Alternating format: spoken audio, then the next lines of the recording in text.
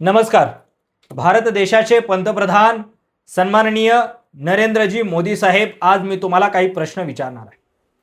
खरं तर तुम्हाला प्रश्न विचारावा एवढा मी मोठा नाहीये, मला माहिती आहे. पण या देशाचा एक नागरिक म्हणून आणि तुम्हाला मी माझं बहुमूल्य मत दिलेलं आहे म्हणून प्रश्न विचारतोय. त्या मतामुळे तुम्ही प्रधान सेवक या पदावरती बसलात म्हणून प्रश्न विचारतोय.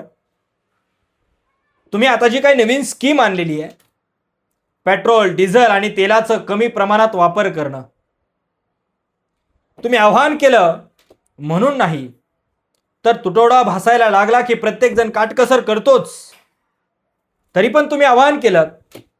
विशेष हे नाही की तुम्ही आव्हान केलं, तुम्ही आव्हान करताना देशभक्ती जागृत करण्याची वेळ आली आहे हे वाक्य उच्चारलं.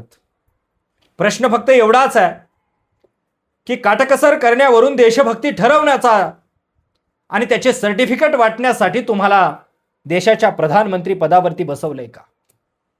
एखाद्यानं काटकसर केली तर तो देशभक्त, अन्यथा देशद्रोही, ही सर्टिफिकेट वाटण्याचा अधिकार तुम्हाला कोणी दिला?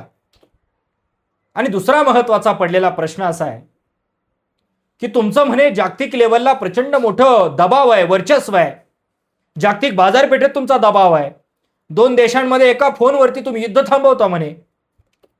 मग अशा परिस्थितीमध्ये भारताला लागणाऱ्या ज्या मूलभूत गरजा आहेत, मूलभूत सुविधा आहेत, या पुरवण्यामध्ये तुमचा तो दबाव कमी का पडतोय? तुमचा जागतिक बाजारपेठेत मोठा वचक आहे म्हणून पहिल्या सरकारला लोकांनी घरी बसवलं आणि तुम्हाला सरकारात आणलं.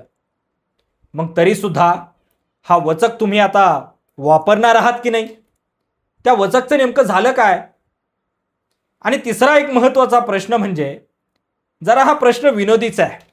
भारतामध्ये 1-2 मुलं जन्माला घातल्यानंतर सुद्धा देशाची लोकसंख्या 140 कोटीवरती गेली आहे.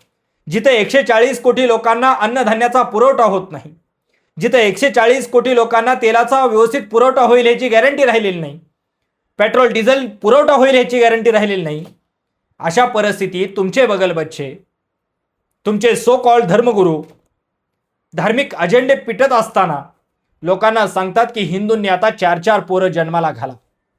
अशा पद्धतीने लोकसंख्या वाढीस प्रोत्साहन देऊन सामान्य माणसाला गरिबीकडे ढकलण्याचं काम करणाऱ्यांवरती तुम्ही काही कार्यवाही करणार आहात की नाही?